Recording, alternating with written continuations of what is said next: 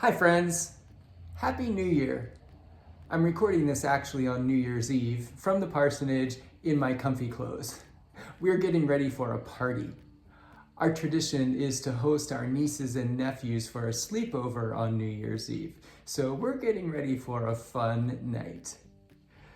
The beginning of the new year is always a good time to take stock, to reflect back, to look forward, and to make some changes.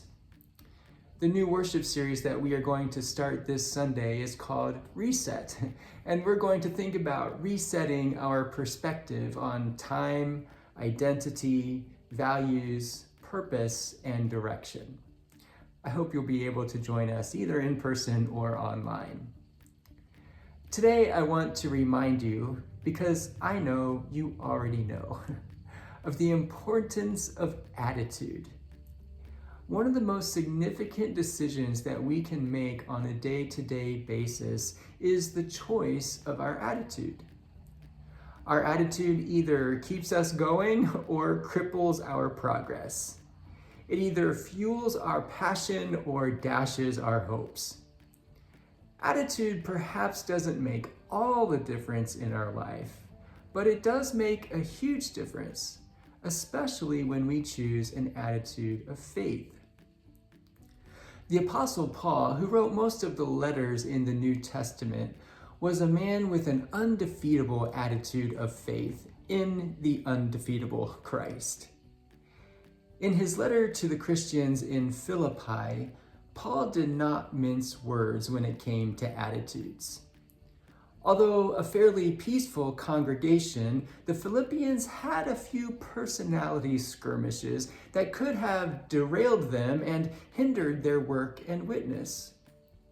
Knowing how counterproductive that would be, Paul came right to the point: their attitude. He writes, "If there is any encouragement in Christ, any consolation from love, any sharing in the Spirit, any compassion and sympathy, make my joy complete. Be of the same mind, having the same love, being in full accord and of one mind." That's Philippians 2, 1 and 2.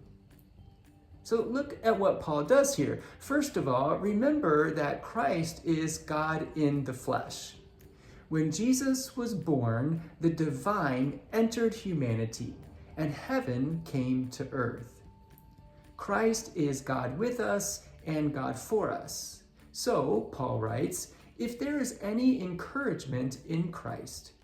Well, of course there is. What more encouragement could there be than knowing Emmanuel, God is with us? If there's any consolation from love. Well, of course there is. What other than love would move Christ not only to give up his heavenly throne, but also to give up his own life on our behalf? If there is any sharing in the Spirit, well, of course there is. The very Spirit that was in Christ is poured upon all who are baptized. If there is any compassion or sympathy, well, of course there are. Christ's work among us was to comfort the grieving, to care for the poor, to heal the sick and feed the hungry, to reconcile the estranged, to guide the perplexed, and to welcome the outcast. Of course there are encouragement, love, spirit, compassion, and sympathy in Christ. Heaven is overflowing with these qualities, and Christ brought heaven to earth. So, Paul says, be of the same mind, having the same love that is in Christ. Tap into heaven's storehouse of positive encouragement and hope by taking charge of your mind and making your attitude like Jesus. Use your God-given ability to focus on things that build up, strengthen, encourage, in order to help yourself and each other. As we step into 2025, let's commit to do just that, to have an attitude like Jesus, so that whatever happens to us or around us, we will know the peace of Christ in our mind and share the love of Christ in our relationships. Thanks for listening, and Happy New Year. I'll see you again next week.